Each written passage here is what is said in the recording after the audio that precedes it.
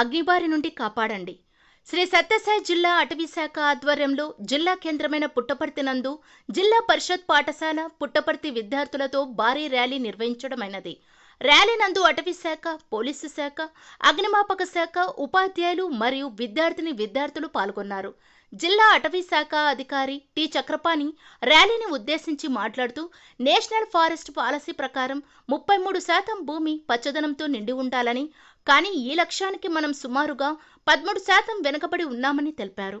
అడవులను అగ్నిబారి నుండి కాపాడుకొనగలిగితే కొంతమేర లక్ష్యాలను చేరుకోగలమని, అటవీయేతర భూములలో, వ్యవసాయ భూములలో మొక్కలు నాటి సంరక్షించడం వలన మరియు చిట్టడవులు పెంచడం వలన 33% లక్ష్యం పూర్తవుతుందని తెలియజేశారు. ఇందులో Puttaparthi DSP Vijay Kumar, forest FRO S Yamini Saraswati, అటవీ క్షేత్రాధికారి బుక్కపట్నం టీజే శ్రీనివాసులు రెడ్డి, అటవీ క్షేత్రాధికారి పెనుగొండ మరియు గుర్రప్ప, అటవీ క్షేత్రాధికారి కదిరి మరియు డివిజన్ సిబ్బంది పాల్గొన్నారు.